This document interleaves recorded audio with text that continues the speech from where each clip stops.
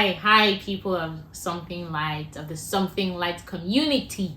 Welcome to another episode of Something Light. My name is Seyitan. And my name is Bobola. Welcome. Thank you. Okay, today we're just gonna go straight to the points. And we are talking about being an empathetic Christian. What does that entail? Should we be empathetic? How? What is even empathy to start? Yeah, I think I was going to say So those are the what things is empathy? What is empathy? Did I say what is empathetic? I don't know. Maybe. Forgive me, I meant what is empathy? In Whoa. case I said that. I need to take it like that. It's about the communication. As long as you get what is being passed across. Yeah. Alright, so what is empathy? You always give us dictionary definition. That's right. I do have one here. I know. You see? I know you. I know. And it is being able to understand the feelings of others, of other people, right? And I think being able to understand the feelings of other people is like, it's more than I'm so sorry. It's like putting yourself in their shoes. It's like, and even I think that, this definition may not even be doing justice in that you're unable to understand, but you can only try. I guess there are some things that you can't even maybe this definition makes sense to certain situations if you've gone through those situations, but in other cases where you can only imagine what the person is feeling. You can only imagine, right? I'm just thinking maybe someone loses their parents. You have never lost anybody in your life. You can only imagine what that feels like. Yeah. And even when you are, you've experienced that it's before, not the same. It will never be the same. You probably weren't as close to your parents as they were. Things like that, Sha. So yeah. Anyway, you get the gist of it. It's just being able to understand how people are feeling at certain points of their lives. That's dictionary meaning. So now the reason this topic is coming up is sometimes it feels like Christians have no empathy towards people, but do you think that's an honest take? Yes, I think it is. I think it is, and I think that it's actually sad that it is. I think if anyone should actually say, Christians are not showing empathy or this and that, I think I would not be able to say, not be able to defend. That's not true, because I've actually seen or experienced some myself or seen on social media, and I'm just like, wow, really? And like I said, it's actually sad. Yeah. Because in an ideal world, I feel like, an empathetic Christian should be like almost tautology. Yeah, exactly. Like, ideally. So it's sad that, I would not be able to say, no, that's not true. Maybe the person is just not a Christian. Yeah. And I'm trying to think about why many Christians, I don't want to say most, but why some Christians are not empathetic. I think maybe sometimes they misunderstand things like the scripture. When you read things like you have dominion, you read things like you have power, so you just feel like it's the right thing to say whenever someone is going through things. You just feel like, you should. The next thing to say is, why are you being that way? You have power, you have this, you have that. No, don't do that. Don't be that person. Or someone is going through I don't know, whatever life issue, and you think it's because the person has offended God, that's why they are. And instead of you to, even if you don't know what to say, instead of you to just keep quiet, you just say, I think the reason you're going through this. If we look at the story of Job, we see that, so and so happened. Because he did not, or because he did. Yes. And, he lost his wives, and he lost his kids, and he lost his friends, his wife. Things like that. That's not the right thing to say at this point. I don't think you should, be saying that. Again, that comes with misunderstanding the scriptures. So I think that's probably why people, certain Christians are, they say a word as unempathetic. If there is that, they are not empathetic. I think that's why. So I agree with you that there's the understanding, teaching part, but to be honest, I actually think that it's more from, I think it's a human thing. I think it's pride. How so? So, I think it's pride because there's this human instinct and urge to, be better, to one up, to, I'm the one doing the right thing. So I think it's what leads people to think that they have a better understanding, a better grip, they have more faith. That's why I think that it's not just the teaching, because I've seen situations where there are people that are exposed to the same kind of teaching, and some are like not the way they would interpret it, the way. So, knowledge puffs up. So, you just feel like I've read so much scriptures, I've done this, and, anytime I feel ill, I just pray, or anytime this person is, I just lay hands and then it's done, and then, it's, so someone else that is sick is because they didn't pray, or they don't know how to pray, or they didn't have enough faith. So that's why I feel like it's a pride thing. Like, that overzealousness, because a lot of times they don't mean it in a bad way. Yeah. Like, they feel like they're trying to charge you up, like, you need to, I remember in uni, then they say, you will lambano it, you will do this and that, and they're trying to like stir you up in their own way sometimes. I mean, some people are mean, but sometimes some people are not even trying to be mean. They think that they are trying to, get to that next level of, you see people talking about, I unlocked a new level. When you get to this level, so that's why I said that it's that pride and that human thing, because as much as even for those that even understand that there's nothing we can do, there is still that part of us that you have to keep reminding yourself that it's not something you are doing. It's not I did devotion today. That's why it is not better. I can pray for 5 hours. So I feel like it's that pride just gets in, and you just that thing that you said about people on unlocking you say when you get to this level. I remember one video that I watched, and the man said when you reach a certain level in your spiritual work, you don't have time for certain things in marriage or something like that. Like, are you just making an excuse for not being a good husband? What are you saying? Like, you don't have time for this and that to reach the level of angels. When I'm like, hey, bro, relax. So people need to calm down, and it's that knowledge thing, because trying to say that, for him to make that statement, he knows saying more. That he needs to show that he knows more. Yes, and he's also saying that he's at that level. He has unlocked that level. So those of you still being good husbands, you have time for such frivolous things. You never reach my level. Like, when you get here, you will know why I don't have time for any wife, or I beg, do better. But I agree with that. It's a pride thing. And I'm now like searching my heart and God. Right? But I mean, it's really important to be empathetic towards people, and I think it's okay to, like, this would be a good point to talk about the difference between sympathy and empathy, because there is a difference. So let's read the meaning of sympathy from the dictionary.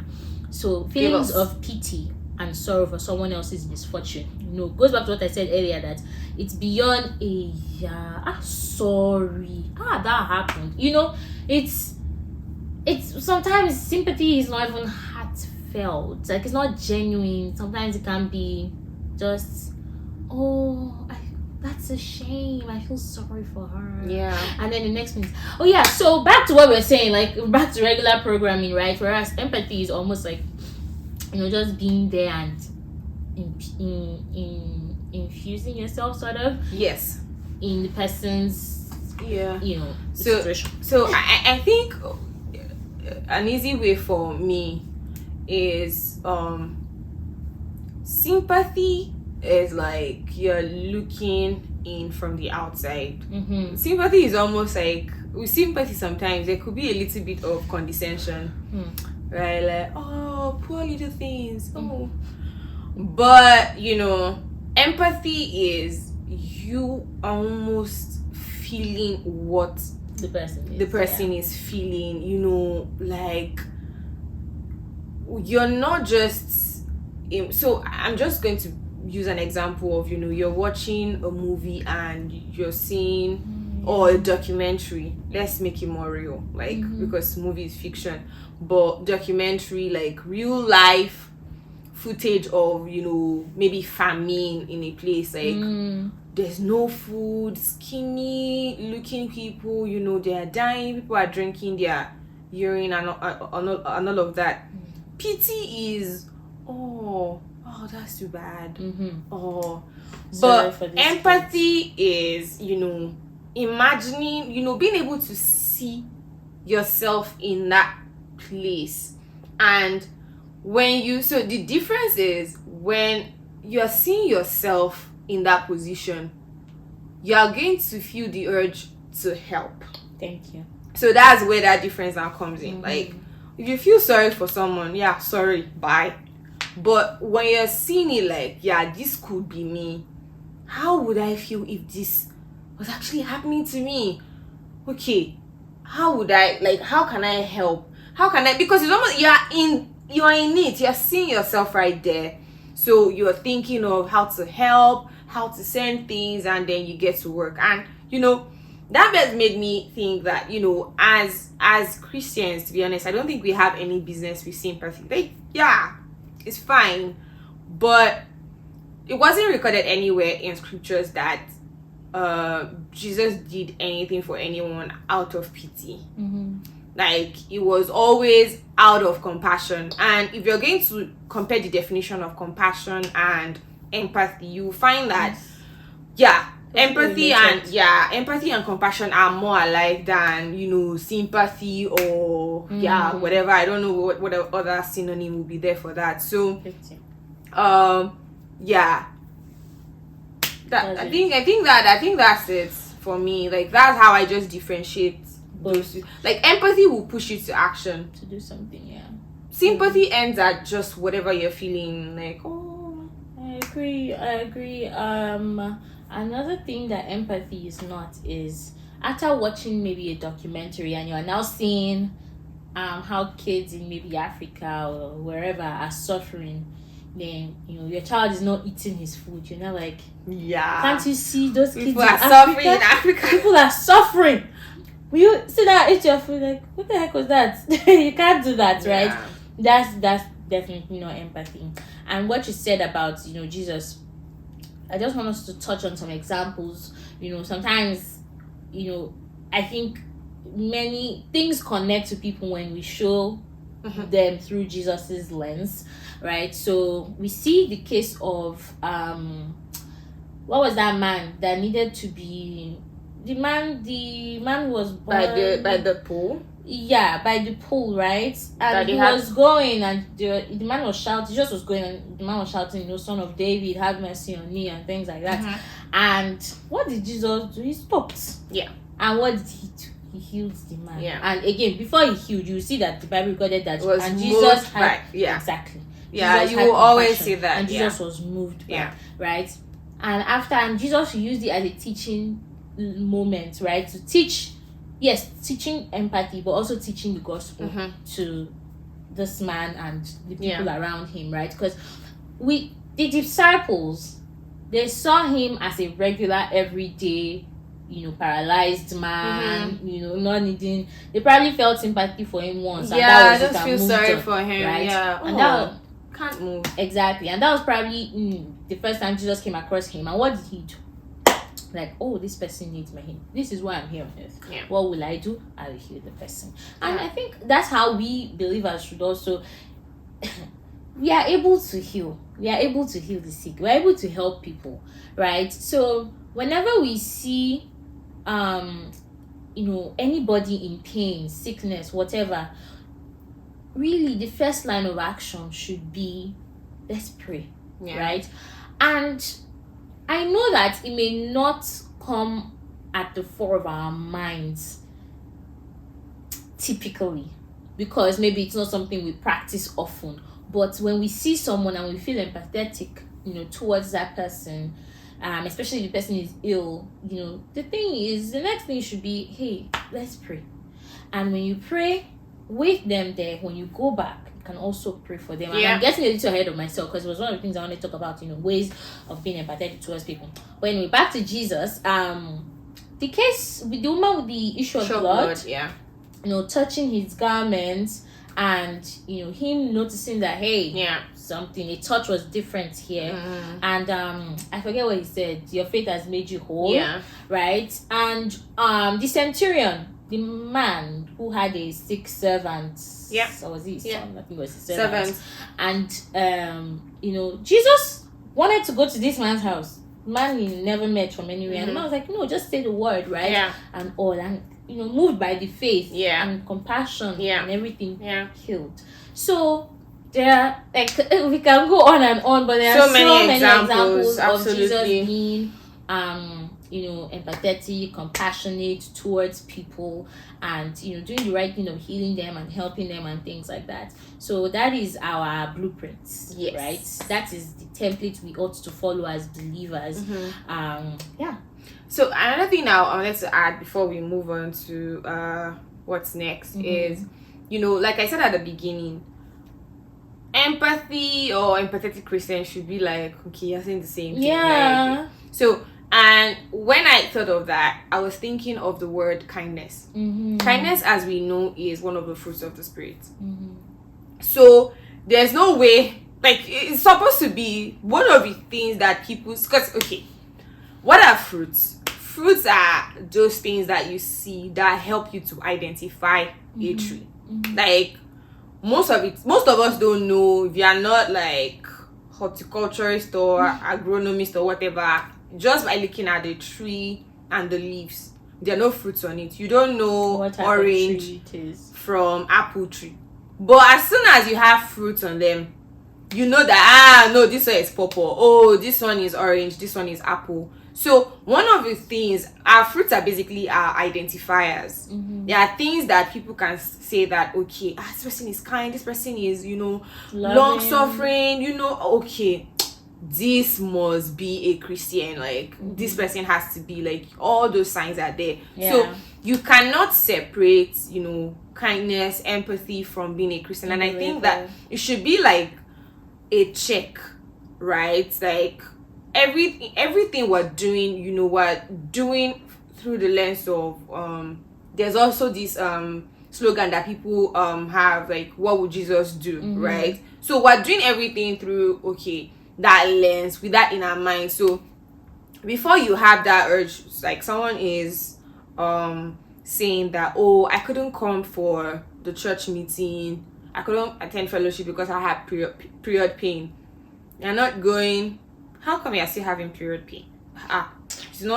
This is not hypothetical. Like, some of the examples that I'm giving are actually things that happened, right? And the person is looking like me, like, are you kidding me?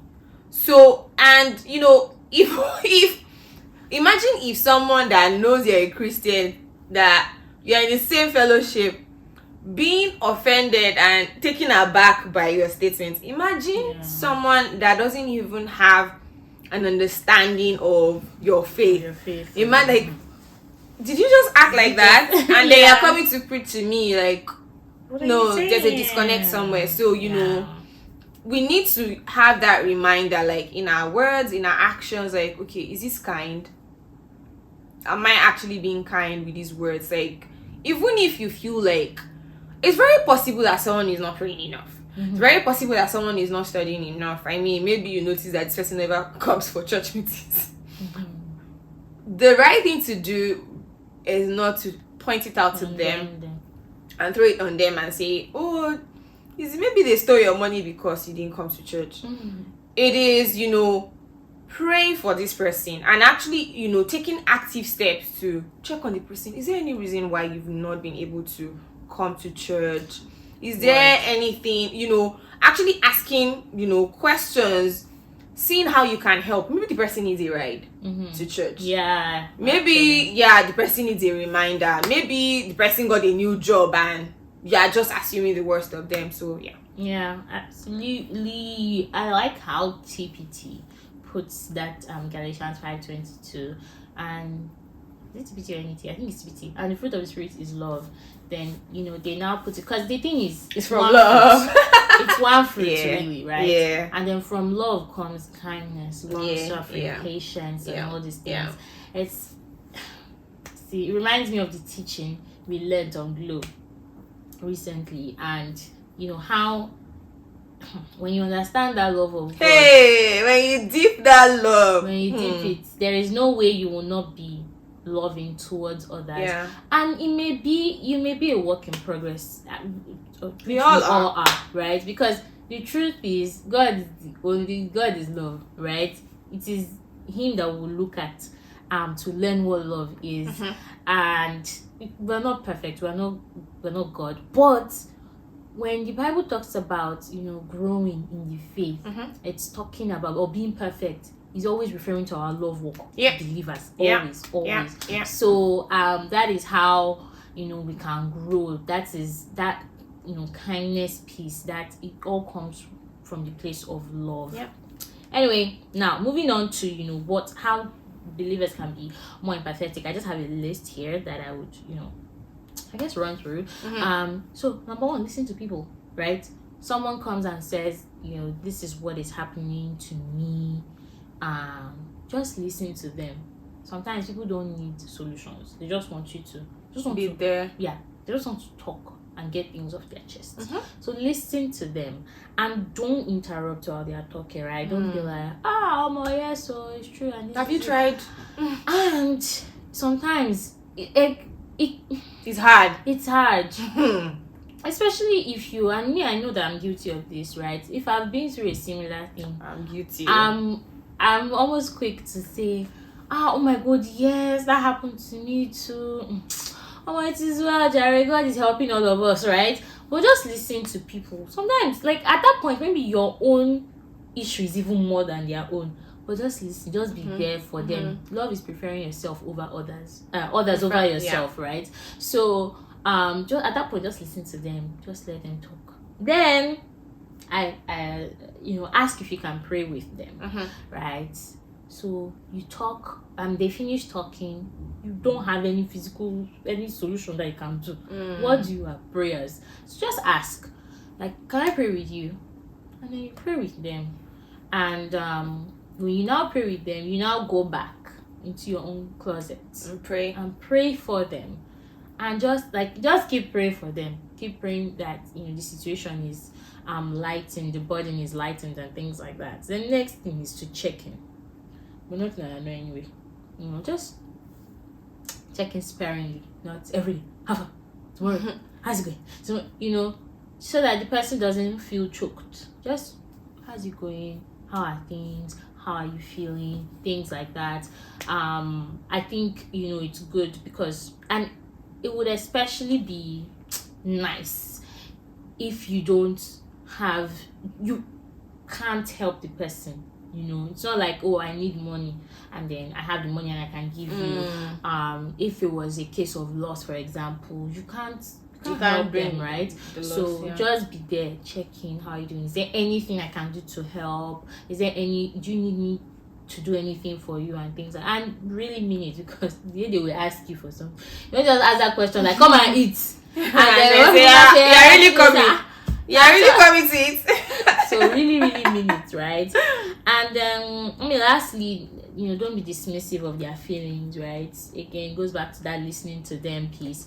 Just listen to them. Don't be dismissive. Don't say, is that why you're feeling? Or is that why you're now sad? Barely dress up, let's go out, right? No. Just listen to them and don't be dismissive of their feelings. Do you have anything to add to me? Yeah, so I was going to add also, like, don't use what people have shared with you as lesson points with some other people, right? Like, don't use them to go and preach someone. Actually, yeah, don't use things that people have told you in confidence, like like, even if there are situations where you feel like you need to maybe get, because there are some things that are just beyond you. It might be a very big issue and you need to get maybe some other church elders or some elders, and then maybe some other people, if it's a fellowship, some leaders in the kini. Ask the person, like, is it okay with you if I share this with some other people? I feel like these people might be able to handle this better than I will be able to. Also, if let's say, hypothetically now, someone has like a financial issue, they don't want anyone to know, and the money, you don't have enough money on you, you can actually do an anonymous fundraising for that person. Like, okay, one of us needs, you get what I'm trying to say? Like, one of us. So even in our solution, like I said earlier, like, empathy will spur you to want to help. I mean, with a lot of emotional intelligence, just like Seyitan said, like, you're not just going into fixer mode, like, because some of the things you say, the person probably already tried. But yes, you want to help. There should be actions backing up your kindness, right?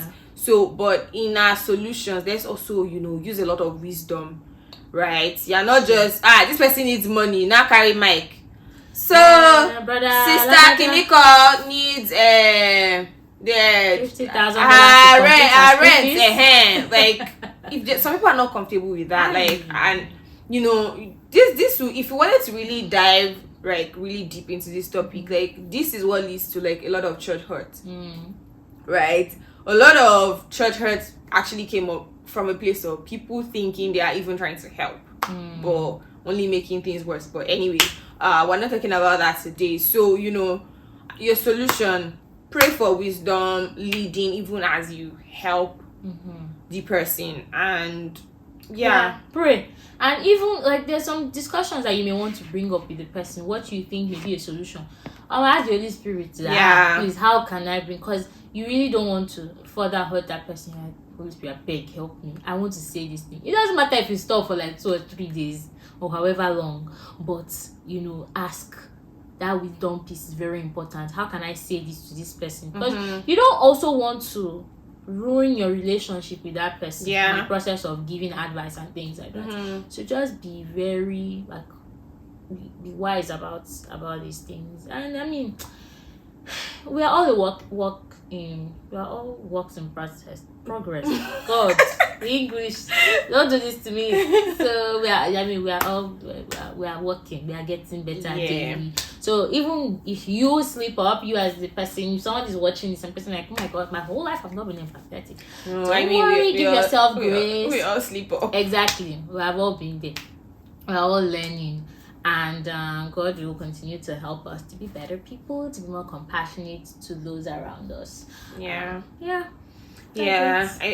think just to bring everything to a close, we need to, this is just a reminder, right, that things happening or not happening to a Christian is not because they did or did not do something, right? So it's not let's just, I think if we fix that first, it will probably be easier to get into these other things. Like, when someone is saying this happened to me, it's not Because they offended God. Yeah, maybe some people will not even be on that extreme of offense, or you just on that, you've not been praying well enough, or if only I prayed for you. Like, nobody has monopoly of prayer, right? So it's just understanding that it's not big faith or small faith, right? It's like, the faith we needed was, believing in Jesus, like, and that is the author and the finisher. Like, there's even by yourself, what do you know that is faith?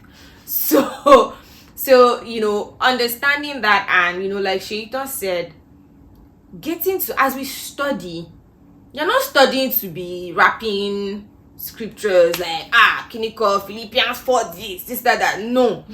Like, you're studying to understand the love that God has for us, for the church, for humanity.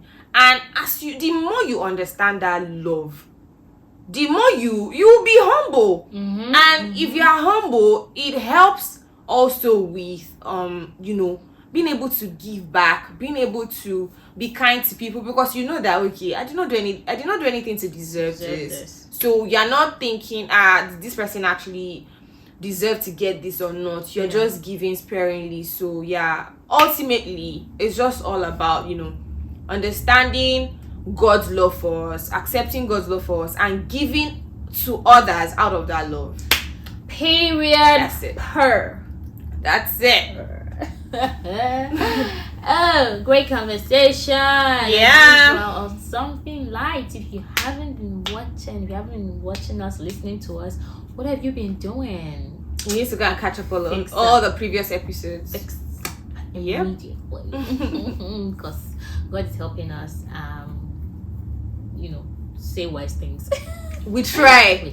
That's why God's helping us. I'm not saying we are wise women. God's helping us.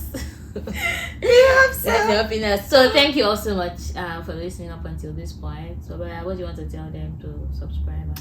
Okay, so if you haven't subscribed to any of you can find us on Apple Podcast and on Spotify and on YouTube. So if you haven't subscribed, followed us on any of those, do that. And don't just follow one. When you're driving back from work, you can listen to the audio, and when you're home for the weekend, you can watch on YouTube. And you can also find us on Twitter and Instagram at s_lightpod. Share our videos, share it to your friends. Share, like, comment. Even on this episode, let's know your thoughts on YouTube. Yeah. So share your thoughts with us. You can also leave comments for us on social media, on Instagram, on Twitter. You can just mention us and tweet one or two. I think there was someone that did that. PB did that once, and I really enjoyed it. Like, there was a long thread, and it was so. Feel free, just tag us. And we appreciate you guys, really, the support, the likes, the views. We appreciate you guys. So we do not take it for granted. So we hope you continue to do this. And that's it. That's it for us. This episode. Yes. Until next time, keep shining as a light that you are. Bye.